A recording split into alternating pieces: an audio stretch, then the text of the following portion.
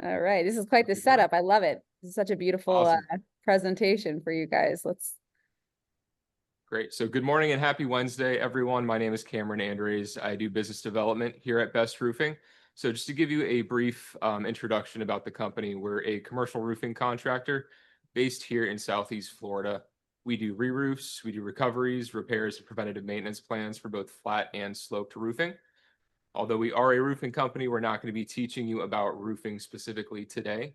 We're teaching our HR class titled Peer Driven Organizations. So it's going to give you a look inside how we run our organization, along with different kinds of leadership styles and techniques in the industry. So without further ado, I'd like to introduce our General Counsel and Chief Administrative Officer, your instructor today, Anthony DeFonseca. Enjoy.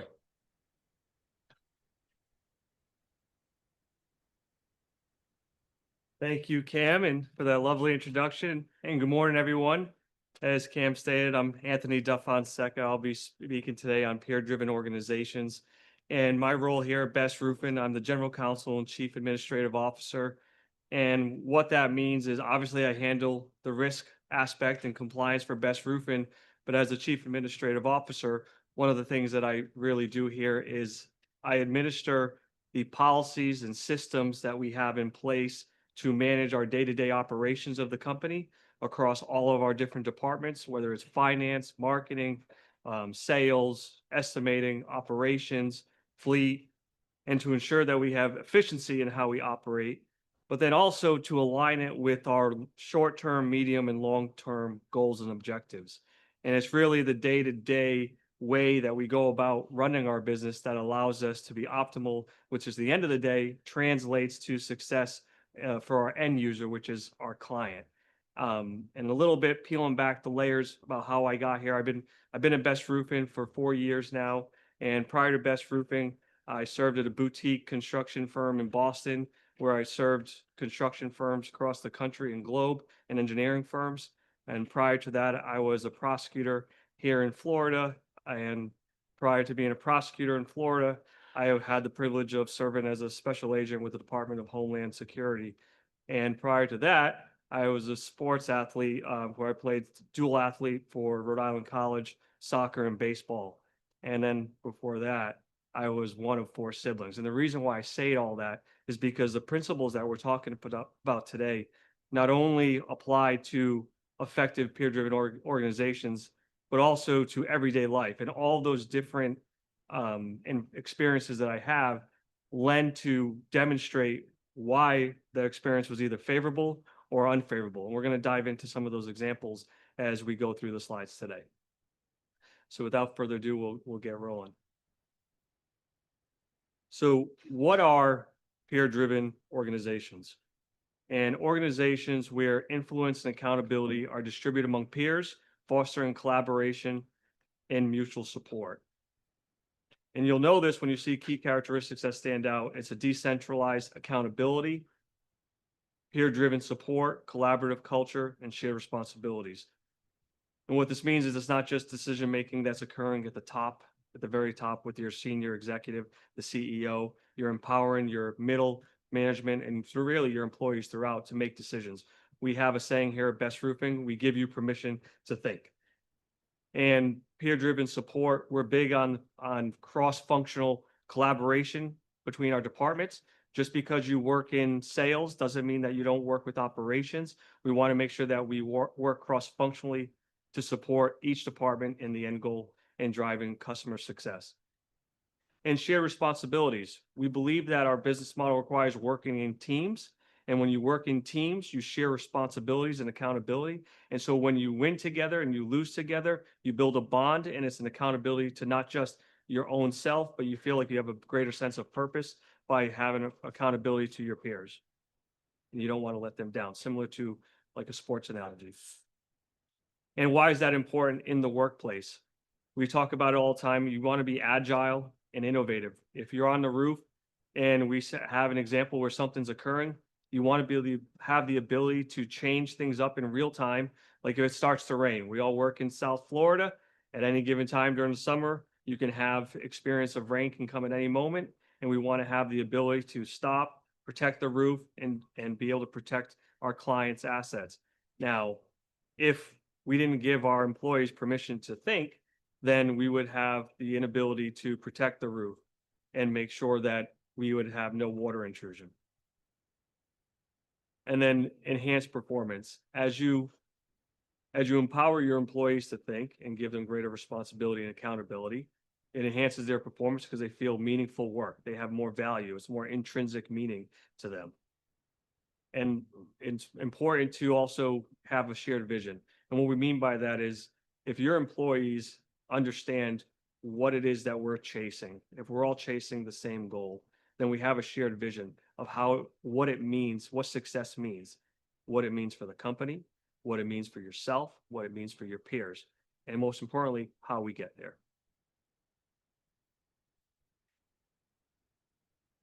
Now, what are peer-driven organizations? And we'll go through all of these different concepts today.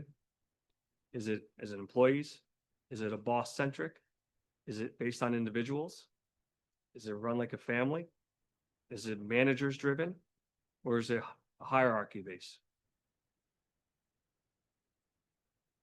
We'll first talk with the latter, the hierarchy culture and how it affects the workplace. This is a because I said so model. I'm the boss. I tell you what we do, how we do it, and why we do it.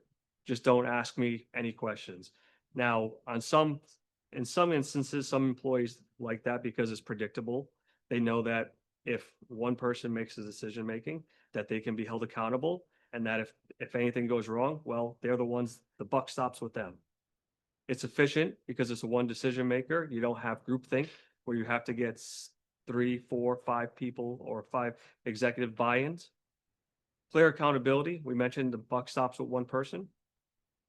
And usually this line of thinking usually lends well to risk management and compliance, because in terms of, for example, contract review, which is one of the disciplines that fall under me, it's good to have that flow through one person, because how I interpret a contract, it impacts many different areas of the business, and you want to look at it through the same lens as we interpret and negotiate other contracts, because it can be a ripple effect. So in those instances, it's important to have what we call a funnel point on risk management and compliance.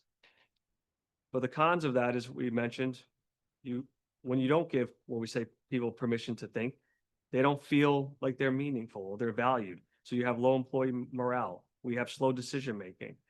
It's inflexible, and you don't have innovation. If you don't empower people to make decisions and you don't value their contribution when they make it, they're not going to be willing to think outside the box. They're going to stay siloed in action and in thought. And then that's why we don't get innovative thought process, and the company will never change out of where they could be today. Because I said so model is a hierarchical organization. Decision-making can often be so slow that by the time a decision is made, the original problem may have already changed.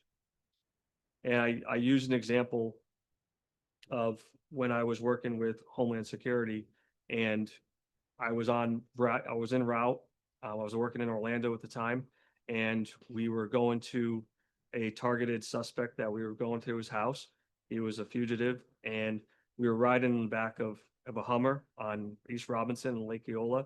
And we remember that en route from our intelligence briefing that we had noticed that the suspect's wife's vehicle had driven by us. And we knew based on intel that she never left the home either with him driving or with him in the vehicle. So we had strong suspicion to believe that the person that we were targeting was in that vehicle, possibly knew we were coming or fleeing.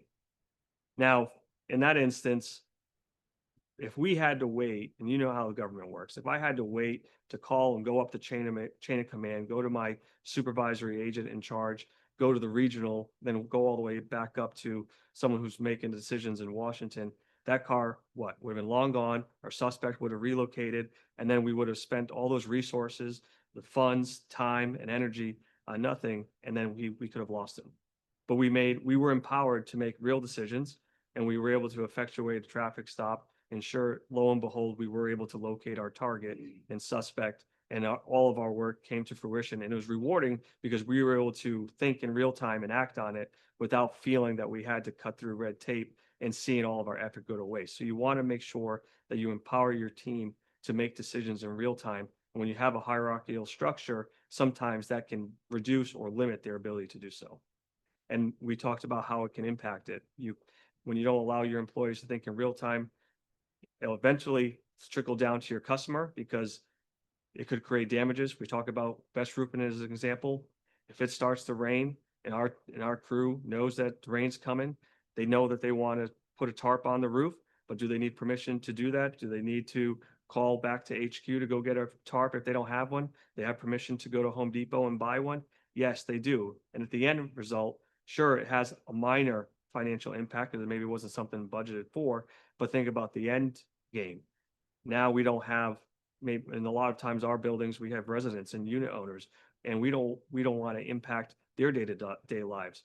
Maybe they have equipment that they have, technology, computers, TVs, or precious work of art. And if we didn't act in real time, all that would have been damaged, and the client would have ultimately not been satisfied with our work. It would have damaged our reputation just from a 1-minute decision that could have been made. So that's why we want to avoid hierarchical decision making and increase the time in which your employees can make decisions real time. It boosts their morale. It makes them feel like their decisions, their input, their thought process matter. Because if they just feel that they're a doer and they're not allowed to think and they're not allowed to make critical decisions, they're going to feel they're just a cog in the wheel and that they don't have any ability for growth. So by empowering thought and avoiding the hierarchical structure, you're actually boosting employee morale, which will eventually increase operational efficiency. We talked about how it can be a risk management and a proactive risk management measure by allowing them to act in real time. And then ultimately, it'll be a competitive advantage because at the end of the day, when your employees feel empowered at work and when they feel valued at work, that translates. When you come across an employee who loves where they work and they beat their chest and they hit the brand, and that translates to the customer, the client, because they understand, wow, this person values where they work, that it means something to them. It's part of their DNA. And then the customer ultimately gets the best result because the employee cares about their end result work product. The family culture. I'm sure we all been part of working for some family dynamic where you've had a family founder run business, or particularly working one now, or you have a family, so you know what it's like. And how does a family culture affect the workplace? It's where employees are treated like family, which is nice in thought, but if there's an emphasis on strong personal bonds, loyalty, and a sense of belonging. So where we see that come to play in the workplace and how it plays out is, yes, it can breed employee loyalty because you feel like you're part of the family and you have that strong bond, you have that strong support system where managers feel like friends or parent figures. You have a sense of belonging, and it's more of a flexible work environment. But the cons of that is there's favoritism. It comes into play, and nepotism. It's family members get promoted, or it's who I like to go out and have a drink with or share my personal time with that ultimately gets the incentives at work. It's difficult to address performance issues with someone who you're so embedded with in your family as like a best friend. It's tough when you have dinner with Johnny and his wife every weekend and his kids and they're part of your family. It's tough to have an accountability conversation with him come Monday when you know that you're going to be seeing him on the weekends and it could interrupt your personal life. And that's where we talk about blurred professional boundaries. Also, the other thing is the employees who see it, who are not necessarily in that circle, but are working hard and they don't get the recognition and they feel it's just because I'm not in the inner circle or it's because I choose not to spend time on the weekends. So they see I'm working hard, I'm doing everything I'm asked for and asked to do and beyond that, but I can see favoritism being played out with X number of employees just because of their personal relationships. And that leads to attrition. You lose key talent and then you can have turnover. And what happens is you end up keeping the wrong people and losing the right people.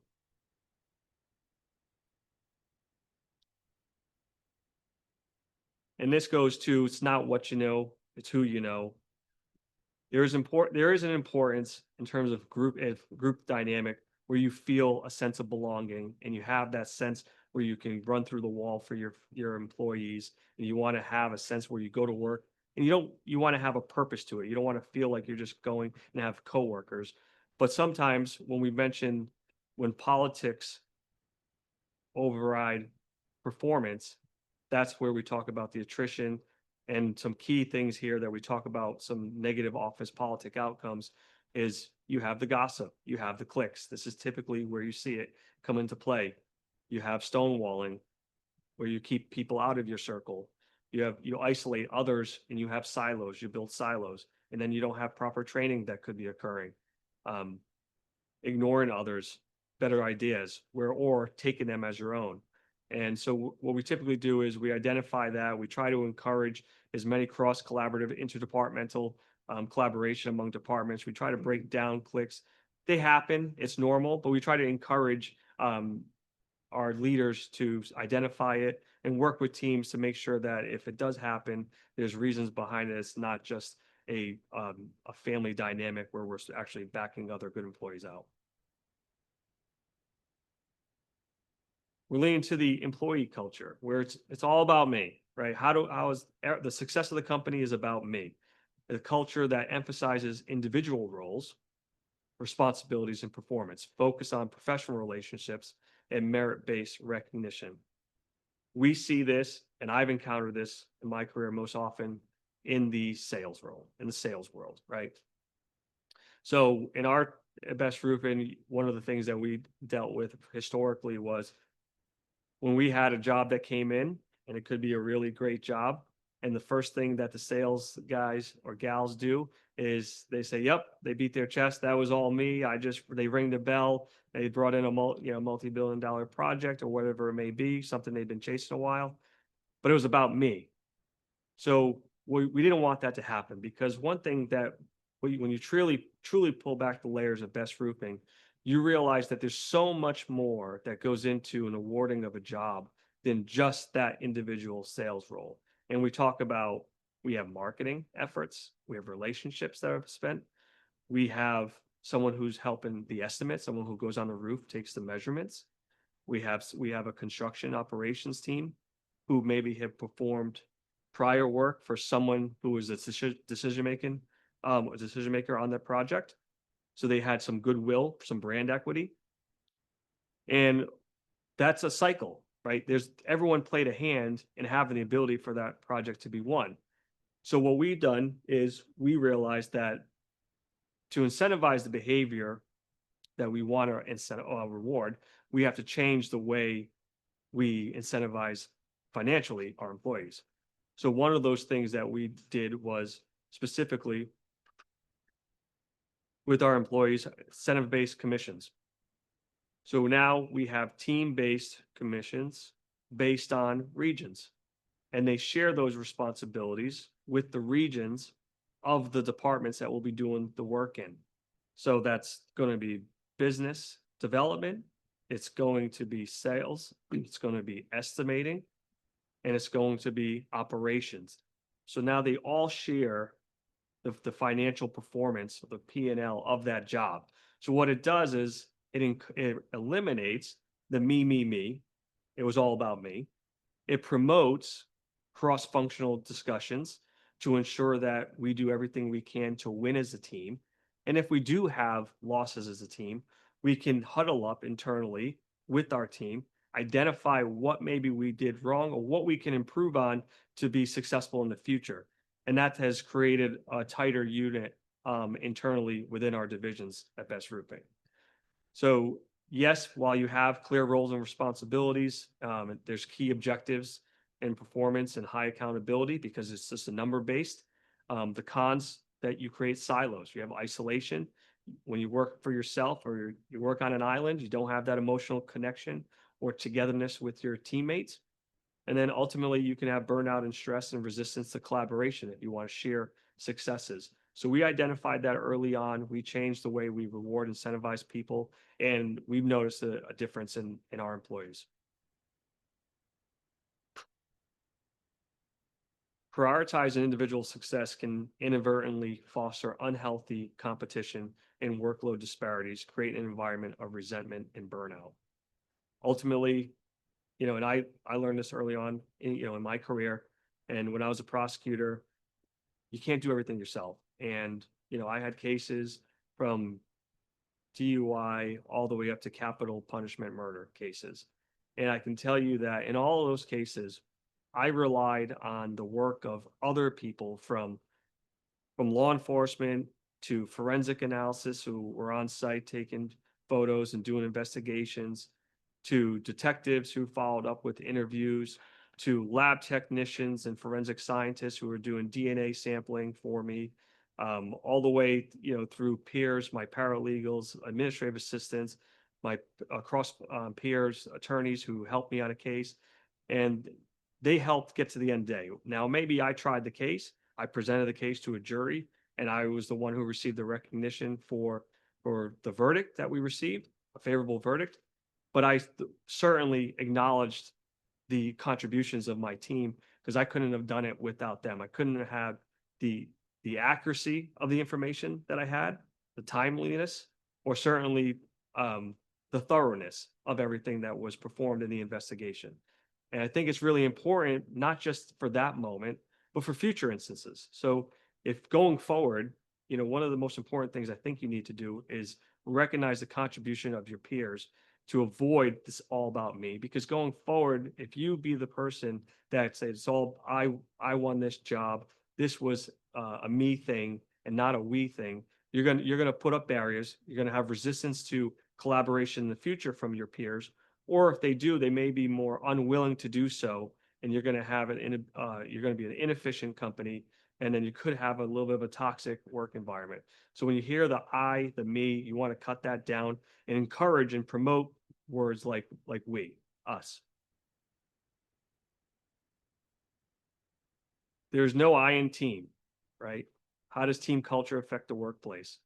A workplace culture where collaboration, shared goals, and collective success are prioritized emphasizes the importance of working together and supporting each other to achieve common objectives. Now, at Best Roofing, one of our founding beliefs is our business model requires teamwork. It's something that we repeat here at Best Roofing because we want to make sure that everyone understands that what we do here is a team effort. We win as a team, we lose as a team. And we also have constant and consistent, transparent communication with our team members. So one of the things we like to do is we like to not only say everything we do, our business model requires teamwork, but we clearly establish team goals early on at the year. At the beginning of every year, as we close out the prior year, we meet as an executive team and management team, and we go over the prior year. How did we perform? What worked and what didn't work? And then as we look ahead, what do we need to have a successful, whether it's a 2025, 2026? And when we identify what we call North Star goals, and we share our North Star goals with the team.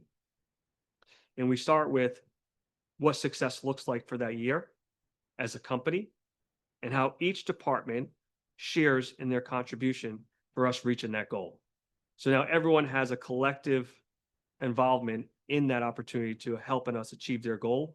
So it's not just we have a goal of the company at X dollars of profitability, but it's no, this is our goal and this is how we're going to get there. And we're going to have contribution from each department, and we can't do it without all of your success, all of your contributions, and us holding hands as we cross the finish line. And some key pros of this approach, which we found, is it enhances collaboration. If we know that the sum of our whole is what's going to make us valuable at the end of the day, we're going to have increased collaboration across departments. We're going to make sure that we communicate early and often with each other. We're not just going to try to figure it out or wing it. We're going to have innovation across departments. If we see a more efficient way, like in our estimating department, maybe the sales team brought a proposal over to our estimating department and it said we want to do a roofing project using this system or this manufacturer or this style of application. But our estimators found a way to save the client a more cost-effective installation system or manner of installation. And now we were able to have a conversation, make sure the client's okay with it. And now all of a sudden we have, by having group conversations and having innovation, we were able to win a client's trust, but also save some money in their pocket. High employee engagement, collective problem solving, which I just alluded to, and strong relationships across departments. That's really what we really identified when we started doing our team approach. By having our teams working based in regions, they were able to have consistency in knowing this is the cadence that we'd like to work together. We know that I can rely on my peers. Even I can challenge them. We can have what we call fierce conversations. It's not always going to be, we're not always going to be in congruence. We're not always going to agree with one another, but it's the friction that ultimately gives us that smooth finished product, which it's professional feedback and not always criticism. And we always have, we always encourage that here. But some of the cons that you got to be on the watch for is groupthink. Sometimes when you have multiple people in a group where a decision must be made, you don't have a decision maker. And it's important that that while you value everyone's input, you still funnel those thoughts to a decision. So sometimes in groupthink, you can have decisions and no one wants to step on someone else's toes, so a decision never gets made.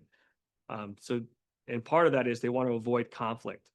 I don't want to disagree with Johnny with another idea, even though I know from my experience his idea won't work, because I value our professional and personal relationship. So they avoid having that constructive criticism. Dependent on team dynamics. Sometimes you're only as valuable as your peers, right? Especially in certain even sports environments, right? You're only as good as the man or woman next to you, so to speak. That's the same concept here. Is we want to make sure that, you know, if we're in sales and we're telling the client, here's a proposal that I'm giving you, and this is, you know, we stand behind it. But our estimating team maybe made some mistakes or they missed a section of the roof for whatever reason that day. We're only as good as the product that we're relying on from a teammate.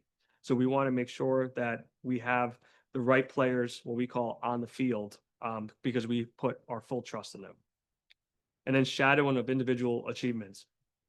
What you typically see is everyone's done a group project, and whether it's college or high school, and typically one person is dominant or a driver in those conversations and or in those activities.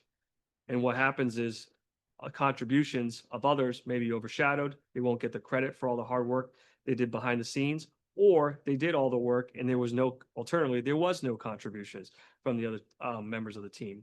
So the team may get credit as a whole, but you may not really see who is actually doing the contributions behind the scenes.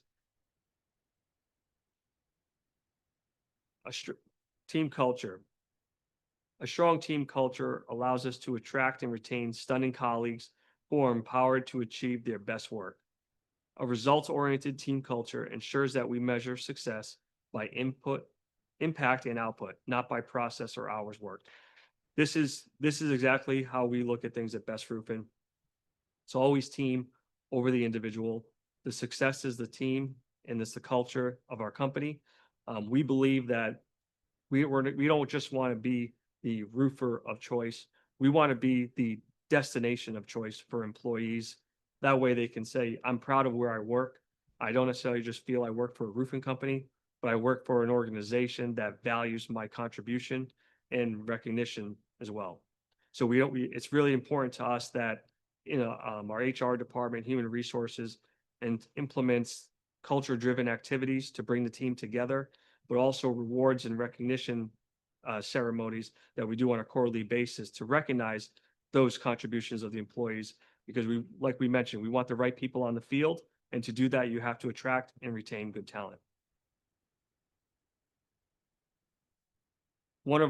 It's all about the teams at Best Roofing. What we just talked about here is what we like to do is every year we have something called the Best Roofing World Cup. And it's where our company, it's really like a family day outing.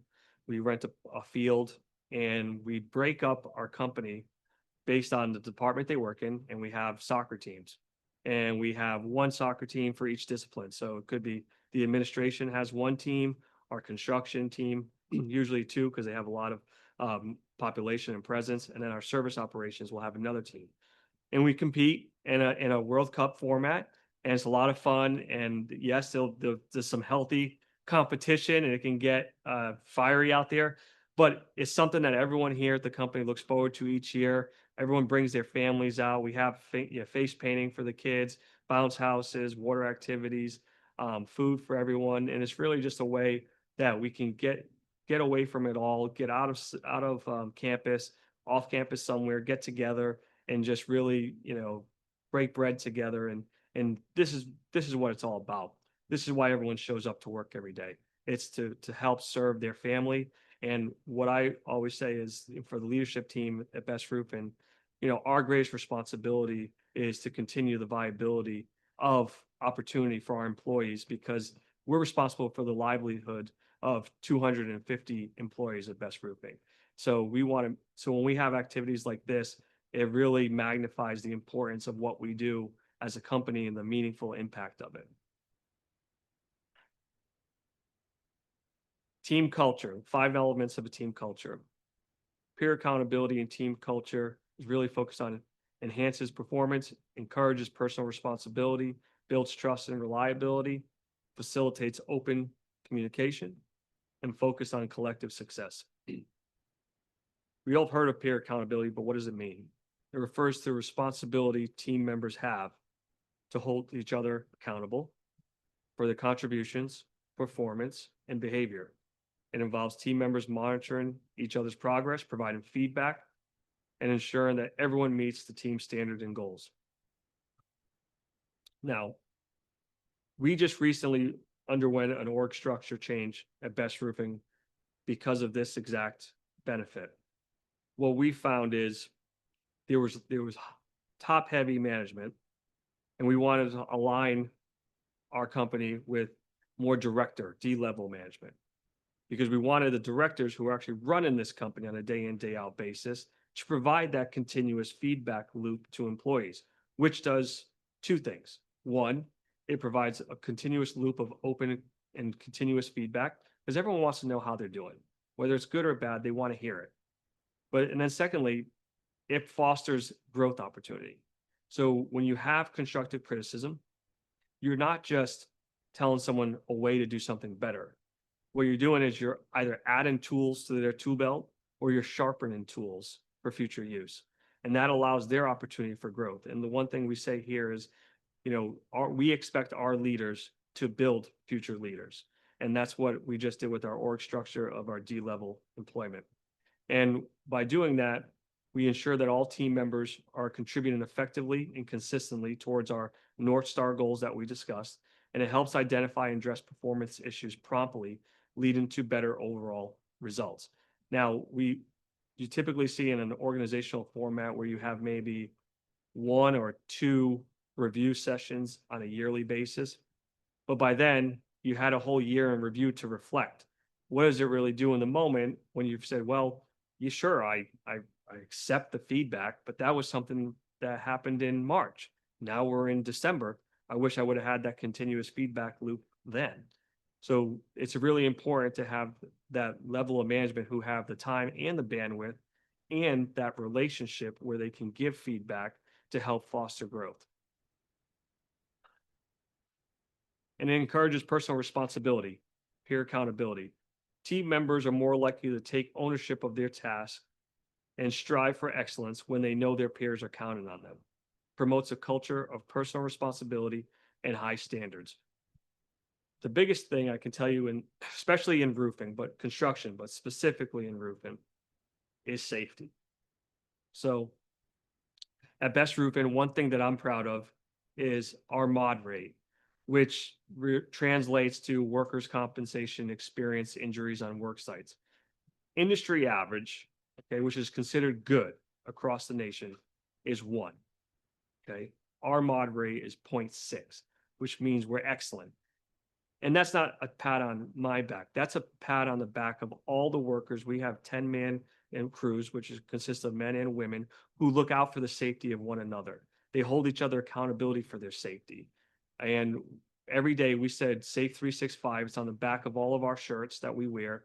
And one of the acronyms that we promote here is SAFE, and it stands for Safety Awareness for Everyone. We're all safety managers. Whether you work in the office, you're responsible for safety as you're walking up the stairs, or maybe you see someone walk in, they're distracted for whatever reason, and you alert them, or you make sure you proactively stop something from happening. But more importantly, on a rooftop, where sometimes it can be easier, where we have to tie off on a roof so we don't fall off, right? And it's easy when workers can tie off to a same anchor point, because that means they don't have to drill another anchor point in the roof, and they can just connect to the same spot. But really, the safe, effective way is to have one tie off per anchor point, and then so that way ropes don't get tangled. That way it doesn't become loose because maybe it's overburdened. So we hold, our team members are very good about making sure that we're black and white when it comes to safety. Because at the end of the day, our crews are extremely tight with one another. They know each other's family, their kids, and we all want to go home safely to our families every day. 10 fingers and 10 toes. Peer accountability. When team members hold each other accountable, it fosters a sense of trust and reliability. Team members know they can depend on each other to meet their commitments and perform their highest ability. When you lead with safety and you give constructive feedback on how to do something in a safe way, it's a lot easier because you're coming from a sense of, I'm looking out for your well-being. I'm looking out for your safety. It becomes more challenging when you give feedback on how they do quality work, installation. But when you have a foundation to work off of, like a promotion of a safe culture, someone's going to be more receptive to that feedback. So for us, we lead in with safety, and then we always bring up one safety concept in every meeting that we have, and the operations team, and then we dovetail it whenever we have constructive feedback and criticism to give. That way, it kind of builds a foundation of trust. We talk safety, and then we lean in with feedback. And you need to build, we call it trust deposits. You can't just take a withdrawal when you get a feedback. You have to put trust deposits in. So you give someone credit for when they do good work. You know, Sally, you did a really good seam there. You sealed it, perfectly. I love the way you probed your seams before you went home every night. That's exactly the standard that we look for. Great job. Now you just put a trust deposit in. Now I know, oh, my peer or my supervisor, they care. They're looking out for what I'm doing. But when you don't do that and you're just given criticism, you don't have a foundation to lean on or deposits to pull from that bank. So now it just feels like, wow, they're really grinding on me. They're really coming after me. You don't see all the good things I do. So it's really important to identify the positive that way when it's time to address the negative, you have that trust bank. And it talks about it facilitates open communication. Peer accountability encourages open and honest communication among team members. Feedback is more readily accepted when it comes from peers who are equally invested in the team's success. As we mentioned, at Best Roof, when we give North Star goals and we have goals for each department. But one thing that we also do, which we'll get to, is we have quarterly huddles for our operations team. And that's really a great way that we recognize the operational successes of our team. So for example, on a quarterly basis, we'll meet with our service, which is our leak crews. They go out and they repair small leaks. And our operations, they're your roof replacement team.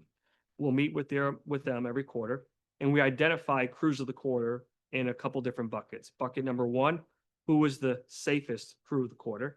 We have a safety director and a safety team who go out to all our job sites, and they perform what's called a job site analysis, and they identify key components of the job site to ensure that we're doing everything in a safe way, from ladder tie-offs to being tied off on the roof to having warning lines so we know where the roof ends so we don't mistakenly step off the roof, to make sure that we have gas caps properly sealed, and everything is a point. And at the end of the quarter, you get rated by all your job sites, and the safest crew of the quarter will get recognized amongst their peers. And then there is a monetary component of it. We have this sort of like a Wheel of Fortune type wheel in our training room where every crew member gets to spin the wheel. And there's denominations, anywhere from, I think, 5 or 10 all the way up to 200. So every employee or every crew member has an opportunity from Crew of the Quarter to win up to $200. And I can say that, yes, they love winning the financial, the money part of it, but you should really see how they are when they get called out amongst their peers as being recognized of leading the pack for that quarter. It really means something. We even recognize, obviously we recognize quality, so quality production of the quarter, but also we even recognize cleanest bus of the quarter. You guys all know that Best Roofing is known for transporting our crews on our buses, where you see our dog logos, but we also rate our guys for the cleanliness of their buses, and we incentivize them. And that's, believe it or not, we have one crew driver who actually takes it religiously on the cleanliness of his bus, and has brought members in on the weekend to clean their buses and show other members how to clean their buses. So when you incentivize employees and you understand what motivates them intrinsically, you can create systems and beliefs and process in place so they can repeat it. So sure, we have the quarterly huddles that monetize behavior, but now it's their belief system. So now they know they want to be recognized among their peers. They're installing product in a quality manner, in a safe manner, and they're even recognized for their buses and taking pride in the cleanliness. It's just motivating intrinsically repeat behavior. And it creates a sense of unity for these team members. So it's a competition, seeing the same crews that want to go up there and get repeat. And we have plaques in our office that recognize Crew of the Quarter. And they point to it when we have operational download meetings in the morning before we logistically send them out. After a huddle, they'll point to their name and tally up how many times they've been on there. So it's a nice way to have healthy competition amongst members. Steps to implement a team culture. Define clear team goals and values. Foster open communication. Build trust and mutual respect. Recognize and reward team efforts, like we just discussed, and implement peer accountability. We talked briefly on how Best Roofing implements its North Star goals. And it's part of my job specifically here at Best Roofing is align day-to-day operations with strategic vision and expansion. So when we talked about every day, when we implement our North Star goals, we want to make sure that we have routine updates to the company. We don't just want to let you know at the end of the year where we are. We want to let you know where we are today, what we're doing right, and if we're falling behind in certain areas, what can we do as a team to pull that other team member or team department up? So we believe in constant and continuous communication to the company and let them know exactly where we are financially, and it enables us to align our day-to-day activities with strategic vision of the company. And that's part of who we are. That's our core vision and mission at Best Roofing. We believe that the strength of our company is with the individual employees and their ability to work cross-functionally. But that's not easy. You have to continuously promote that thought and reinforce it with accountability. If you escape the we and you promote the I and me, then you have a vicious cycle that gets broke. And what we say at Best Roofing is, it's a great standard. I don't know if anyone's ever heard of Mike Tomlin, but he says the standard is the standard. He's an NFL football coach for the Pittsburgh Steelers. And what that means is we can stand for all these great values and fundamentals. But at the end of the day, if we don't correct behavior that detours from those core beliefs and values, then that's your standard, right? So even though you can have 1% that's fallen below the line, if that's not corrected and held accountable, then that's your standard. So it's really important as peers to peer, but also management to identify that. And we're all guilty of it, but I say all the time, we're all fish bowls. We're all goldfish in a fishbowl. and people are looking the way you do things, the way you say things, and more importantly, when you don't say anything. So be mindful. If you want to have that we mentality and that team mentality, you need to set the standard and reinforce the standard. I mentioned a few times that we have core beliefs and fundamentals at Best Roofing, and here they are. It's called our story, and we list them out, and when we have meetings, we identify one core fundamental that we want to discuss or highlight in that meeting or highlight in that week. And this is sort of our Bible that we live by at Best Roofing, and it holds us all to the same, it makes us all march to the same beat of the drum. And we know that, our business model requires teamwork, that we're here to solve roof problems. And we talk about how we succeed. And this is what we repeat continuously. And what it does is it's like tribal knowledge, it's tribal symbols. We all understand the same language.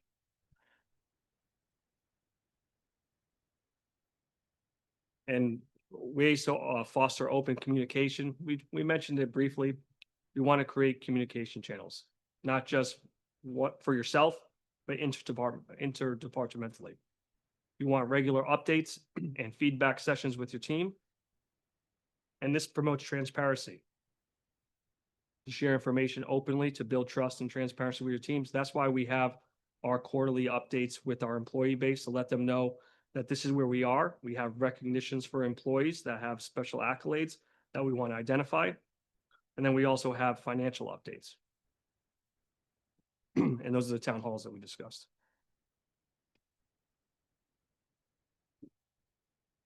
And then build trust. Oh yeah, maybe I can get a water break. Build trust and mutual respect. Encourage team building activities. We talked about it's really important that you have events outside the company just as important as you have them inside the company. Because sometimes when you're inside the company, you have barriers or you kind of have a cloth that protects or shields from who you really are. It's funny is the second you leave the threshold of the door of the company, all of a sudden those disappear. So when you're off site and you're off campus and you're doing one of those activities, you get a real opportunity to learn who that person really is, or maybe a little bit more about who that person is. And slowly but surely, you can build camaraderie among your team.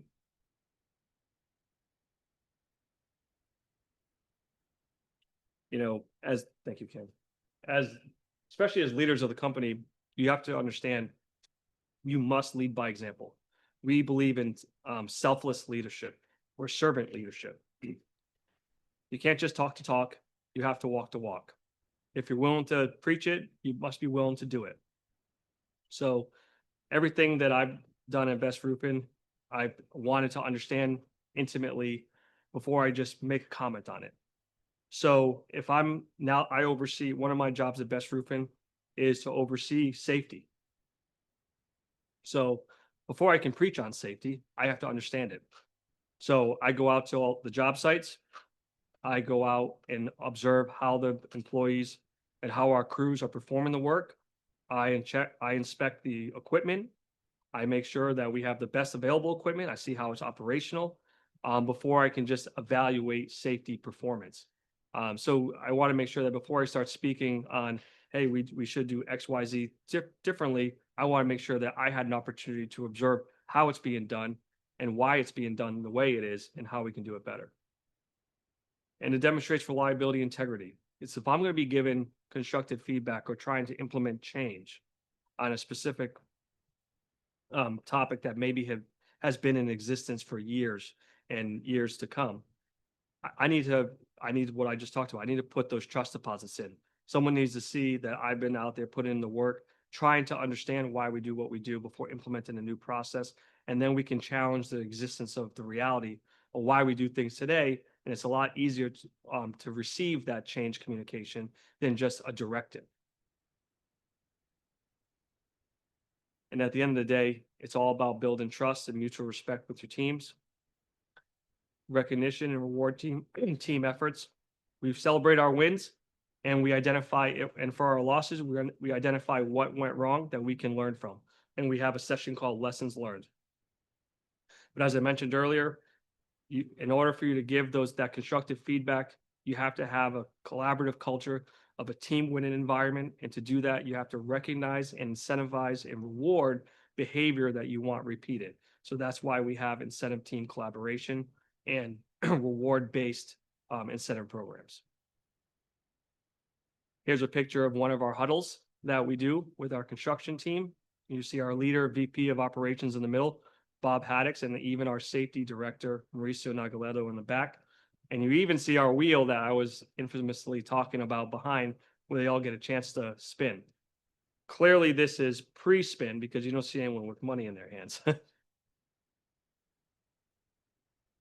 To implement peer accountability, you want to define accountability practices, promote constructive feedback that we discussed, implement peer accountability. Sometimes you can do that. It's easiest not with direct supervision, but maybe with what we call mentor-mentee relationships.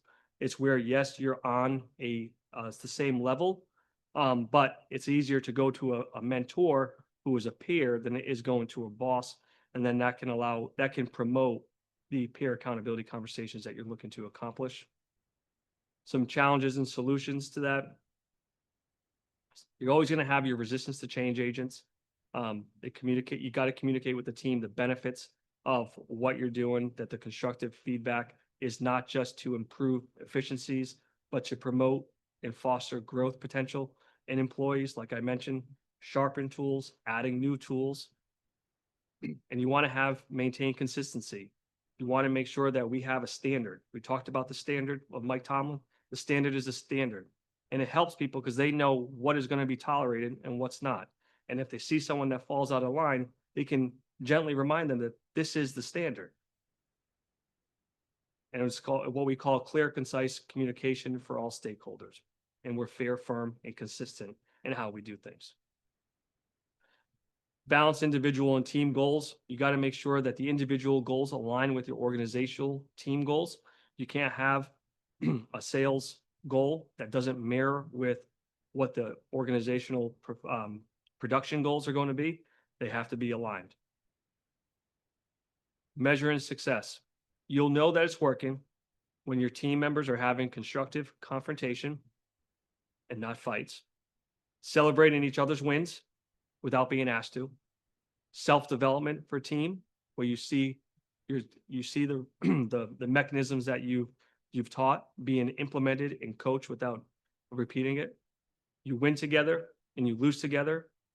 They're celebrating as a team. They're picking each other up when they lose.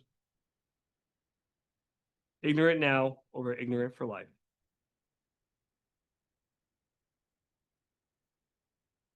And at the end of the day, implementing team culture, defining clear goals, fostering open communication, building trust, empowering team members, encouraging collaboration, recognizing achievements, and promoting peer accountability are all building blocks of building and implementing a team culture.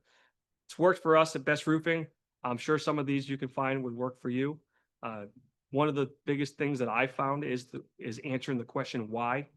Is employees, if you can answer the question why are you giving me this feedback? Why do we have these strategic initiatives? And that's what we have a shared vision of the future. If you can give them a glimpse into the future of why what they're doing today matters and why having this standard matters, then you'll get the buy-in and band together and we'll all win. Wanted to thank everyone for their time. This is the conclusion of my presentation. If anyone has any questions, I'll stick around. Feel free to ask me. If not, I really want to thank you for the opportunity to present today on behalf of Best Roofing of a little bit about what we do behind the curtain here, and hopefully we have the opportunity to partner together going forward. Thank you. Thank you so much. It looks like you did such a great job. We had some great feedback, but you covered so much. We don't have too many questions, so I appreciate your time. I will let you guys know and reiterate that if you fill out the evaluation form, which is now in the chat, you will have an opportunity to contact Best Roofing for any additional questions, comments, be in touch with them. If you would like a copy of the slides, I believe you can reach out directly to the Best Roofing team, and they will provide you with those slides. And again, you will have contact information for Best Roofing upon filling out that application, evaluation, excuse me. I want to remind you guys that we are here every single Wednesday. So go to acebytsk.com, which you can see on my screen, for our upcoming webinars. And thank you so much. Until next week.